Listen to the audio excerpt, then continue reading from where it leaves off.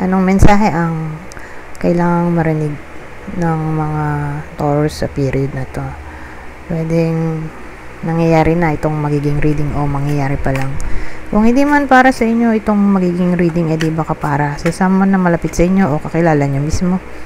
Baka may lumabas na gender mamaya. Gawin nyo na lang energy, masculine at feminine energy. Pwede rin naman na huwag nyo nang pansinin ang gender. Hindi ko masasabi kung anong magiging reading, kung positive ba o negative. Depende sa kung anong mapipick up ang energy.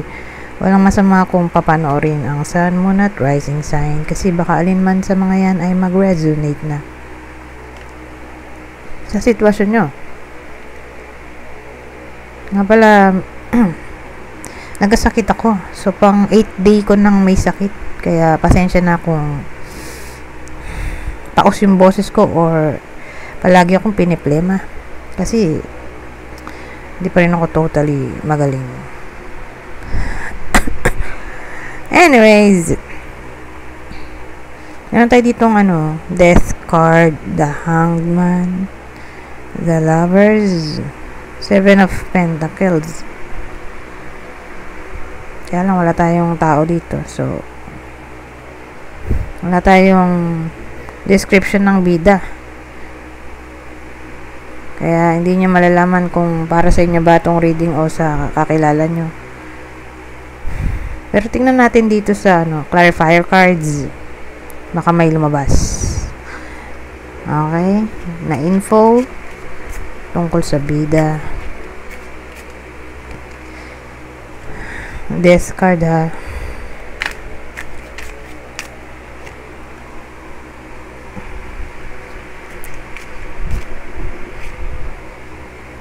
Ito, meron na tayong bida. Ito. So, pwedeng babae. Babae yung bida natin. Pwede ring lalaki kung introvert siya.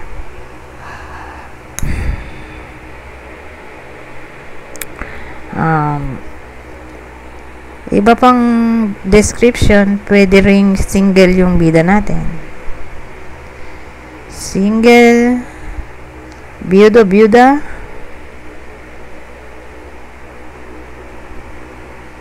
o pwedeng ito yung ex-husband, ex-wife ng iba sa inyo. Pwede rin naman, wag nyo nang pansinin yung gender, magkakalituan lang tayo. Pero sa case na to, kailangan kong mamili kasi mahirap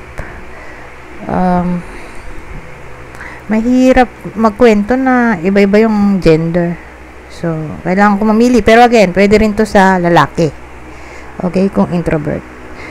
Pero ang pipiliin ko ay babae.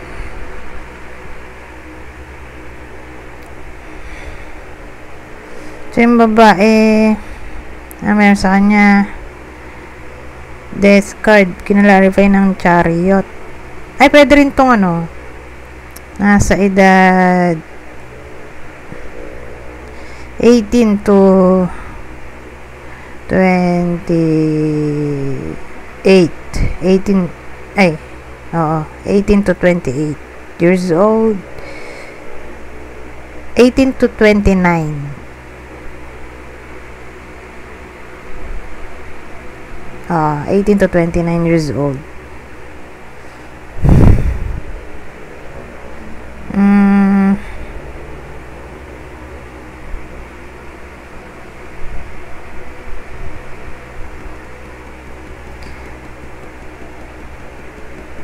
So, ang dating sa akin, may pagbabagong nangyari sa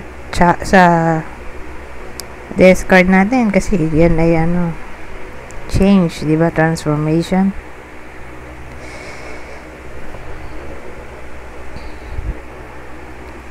So, ano yung change na yon? May kinalaman sa self-discipline, self-control, tungkol sa pagkamit ng wish, goal, dream, inspiration. Parang naging siya dito, patient. Natuto siyang maging patient o maging workaholic, depende. Pero dun lang siya papasok or iikot sa topic ng wish, goal, inspiration, future, o healing.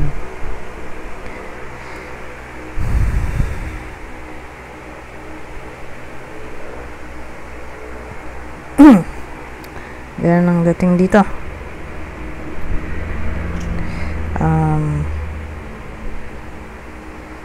Ano pa ba ang masasabi natin dito sa star? Sabihin natin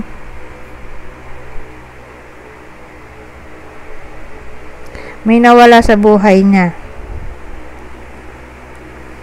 Ibang senaryo. Kung di man nakarelate dun sa unang senaryo. Di pangalawa na. Pangalawang senaryo. Sabihin natin may nawala sa buhay niya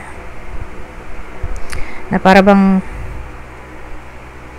pinipilit niya dito bumangon ulit sa pagkakalugmok.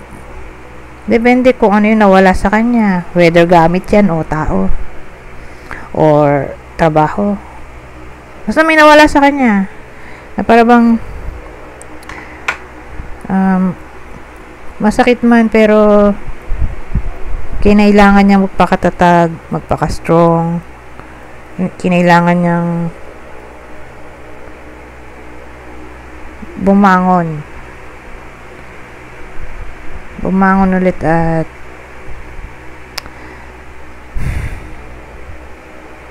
hindi mawala ng pag-asa.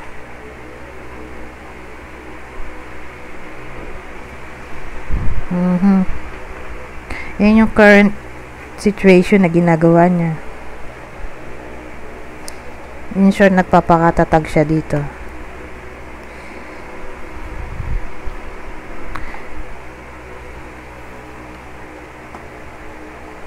Ano yung Hanged Man?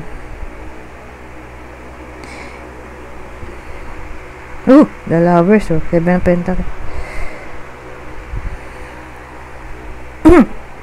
Kaya lang pag kasi pumasok yung Hanged Man, hindi yung result nito hindi madaling makuha ba? Kasi ito ay card din ng waiting. So hindi agad-agad o hindi mabilis makaka-move on sa problema. Ganun ang dating. Pero again, ang maganda, hindi siya nawawala ng pag-asa. Dahil sa the star.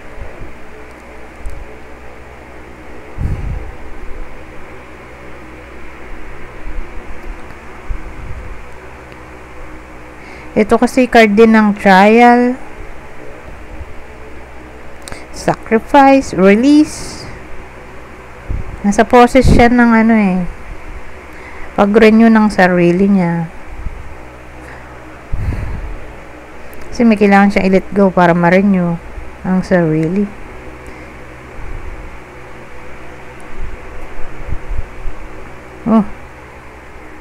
Andito yung The Lovers,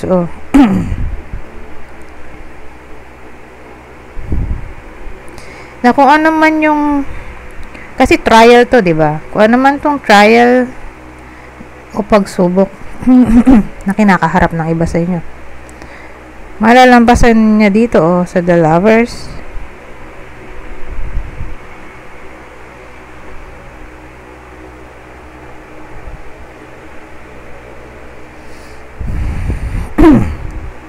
Ano to, Seven of Pentacles natin.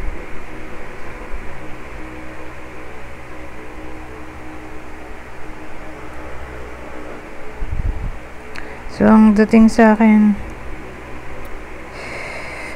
dito sa Seven of Pentacles natin,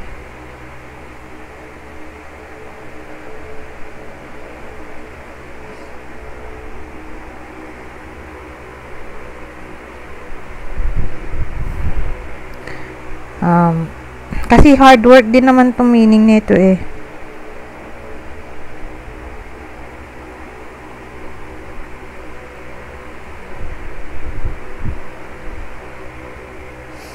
Um,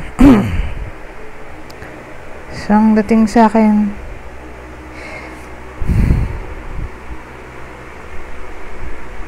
magre-reflect yung bida natin sa tinakbo ng buhay niya.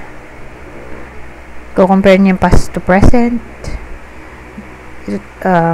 Sa pamamagitan ng reflection, doon siya ulit huhugot ng new beginning para hindi na ulitin yung nakaraan. Hindi na ulitin ang pagkakamali sa nakaraan at ayun, magsimula ulit ng panibagong yugto ng buhay.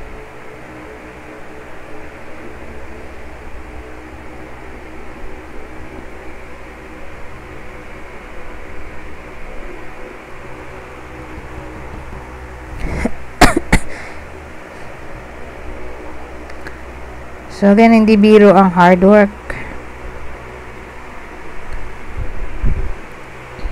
Pero magsisimula lang yung hard work kapag nalaman niya na yung dapat niyang baguhin.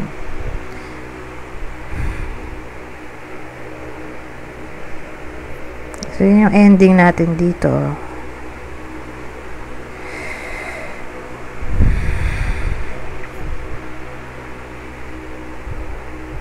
Overcome niya yung trial sa pamamagitan ng pag-reflect sa past. Pagkakaroon ng reassessment, reevaluation, reflection.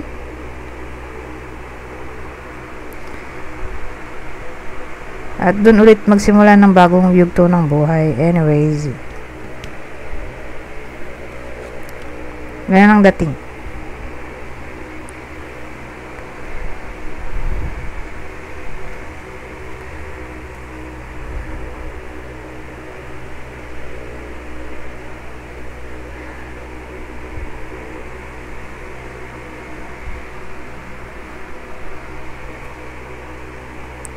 Pero ang tanong, ano kaya yung matinding pinroblema niya dito?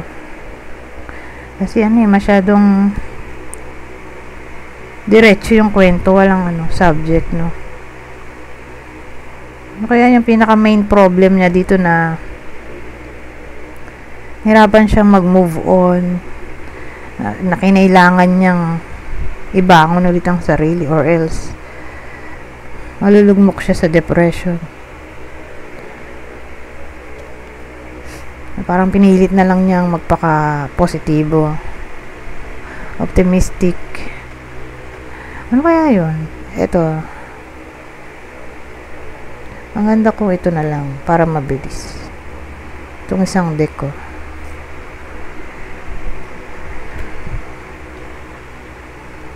Ayusin ko na to.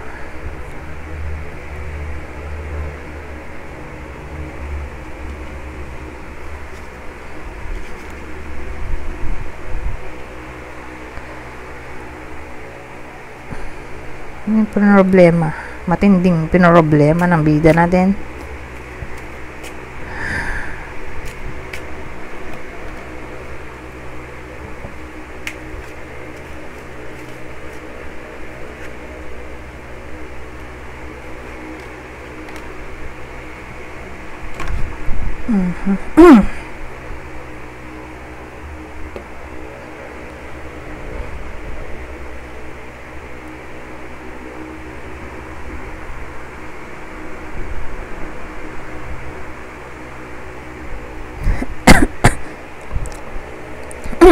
Excuse me. So, ito yung matinding pinroblema, broomstick, stork, at crossroads. Maaring may nakaaway siya Depende, case to case basis ha. So, kunin nyo lang yung information na sa tingin nyo ay fit sa sitwasyon nyo. Or sa kakilala nyo. Kung di man para sa inyo.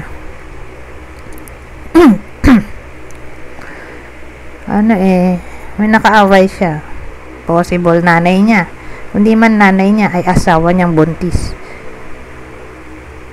Or asawa niya mismo yung nakaaway niya.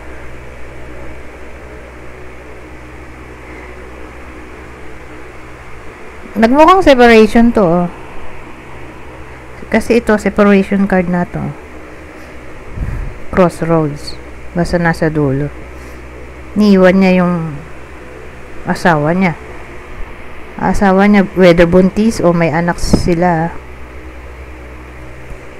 Kasi nga nag-away sila. Or nanay niya, kung single, literal na single. Away sila nung nanay niya. Tapos ayun, iniwan niya. Bumukod siya ng bahay. Na-relocate siya dahil bumukod nga ng bahay. Or kung di man sabihin natin nanay nga, asawa. Kung asawa, ganun din, bumukod siya ng bahay. Lumaya siya sa bahay nila. Dahil sa nag-away sila o may mga di sila napagkasunduan or baka may violence na involved, kaya ayun,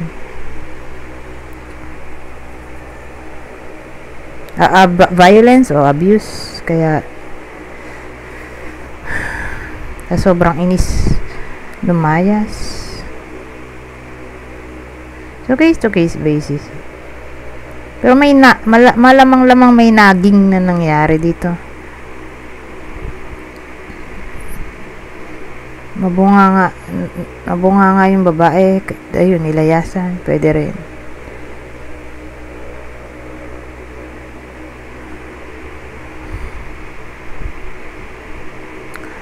O may fight na nangyari, quarreling o debate na nag-lead sa separation, whether nilayasan or na-come up na lang sila sa conclusion na maghiwalay.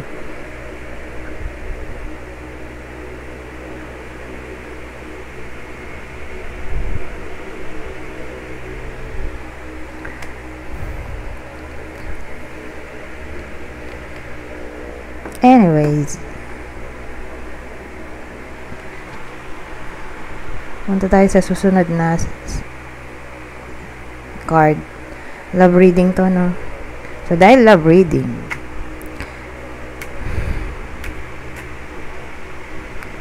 ito yung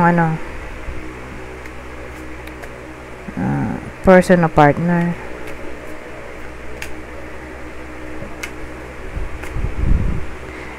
Sagittarius, Taurus. Ngayon, kung nanay lang, sabihin natin single, literal yung bida. Nag-away sila nung nanay niya o ate niya na buntis o may anak. Basta babae yung nakaaway, nanay na, whether buntis o may anak, yun yung nakaaway niya. Ito yun, ito yung nakaaway. Leo, Aquarius, Capricorn. Ngayon, kung di para sa inyo tong reading, di baka para sa someone na malapit sa inyo, kakilala o idol, ito ang zodiac sign niya. Aquarius, Capricorn, Aries.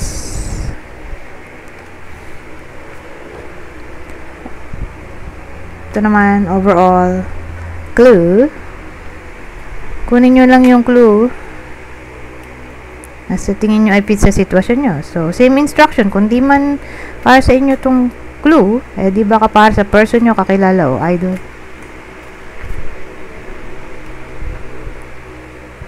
Kunin nyo lang yung clue na sa tingin nyo fit sa sitwasyon nyo o sa kakilala nyo. So, may someone na may sakit sa balat, albino, sobrang puti. O kung di man ganun ay foreigner. O foreigner din to. Black o African American. So, kung di man literal na Black o African American ay may someone na nasa Africa o America. O foreigner na lang ulit. Ito maputi, ito naman maitim.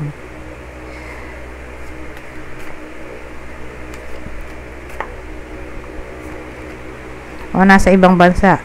Pwede rin kasing long distance relationship. Or nasa abroad. may someone na nasa abroad.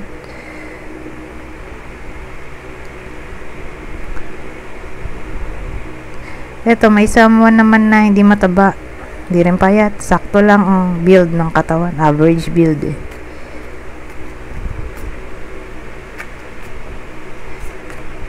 Very young. O yun, tulad kanina, yung bida natin, very young, yun, diba? Nasa ano lang, 18 to 29 years old. So, may someone na ganoon nga, yung clue, o age.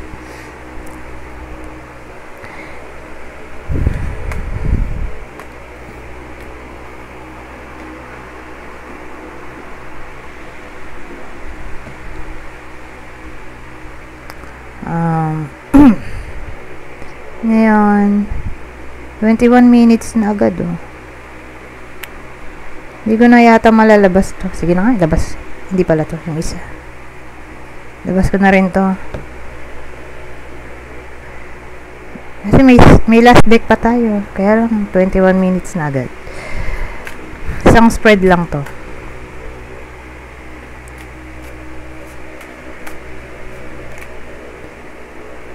Ibang senaryo. Well, dito sa case na to may love eh. Contrariety, displeasure eh. Di parang ano. May nagkukontrahan or hindi masaya.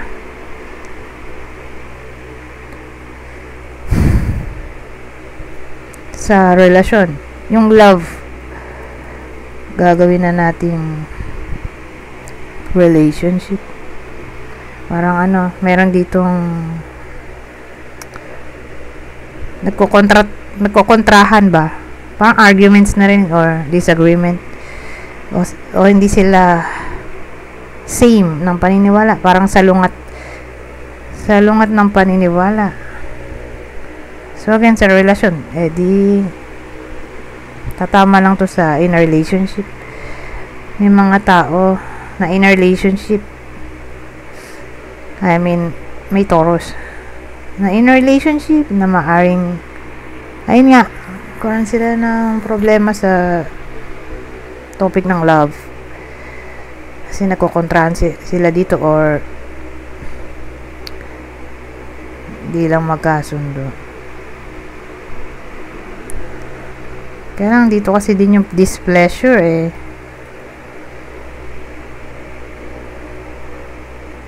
Para bang may kinalaman sa sama ng loob, yamot, inis.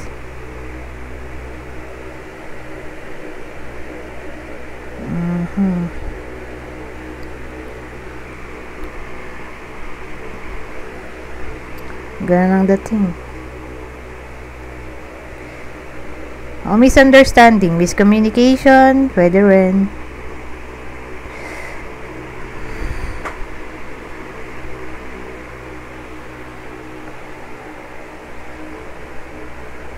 Debate. Ay, isa lang palang spread to. So, doon lang siya tatama sa in a relationship. May iba sa inyo na baka mag-away. Ngayon, ito last spread or last deck saka last spread dahil 24 minutes na. Ibang scenario. Trust.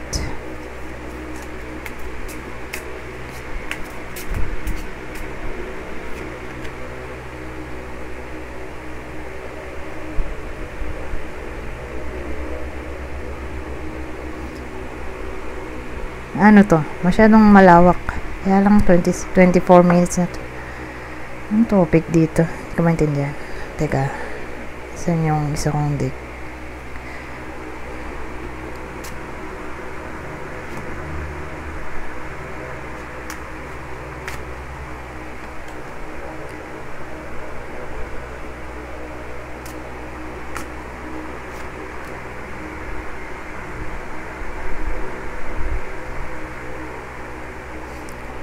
Eto para to sa iba sa inyo na naghahangad ng promotion o may nilalakad na documents tungkol sa pag-abroad. Kasi may success tayo dito.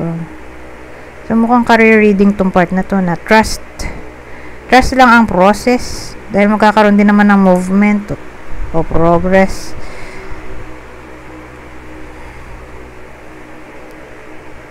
So, huwag maging malungkot dahil sasaya ka. Sasaya rin dito.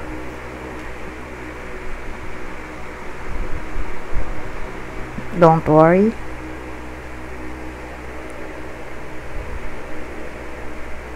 So, yan. Regardless kung ano yung nilalakad, visa, job,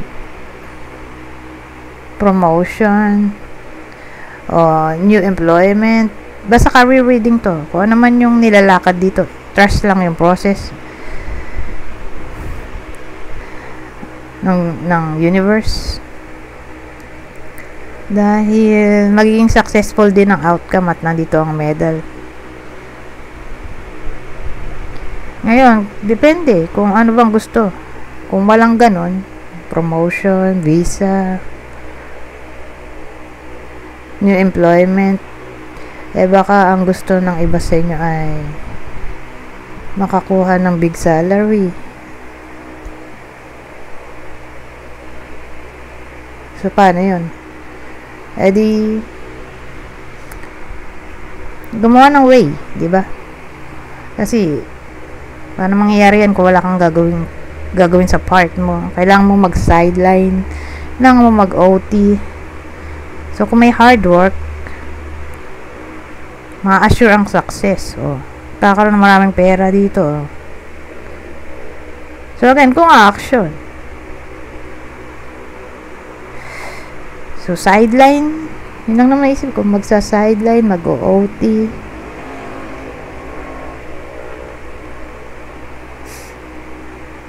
Para magkapera.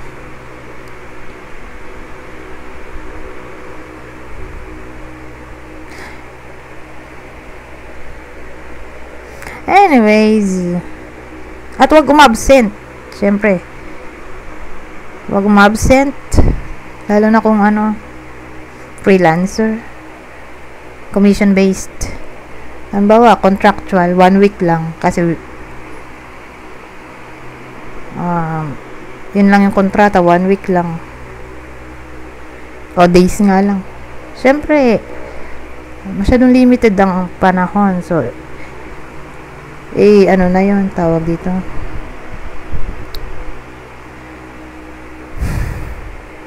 Full days na ang pasok.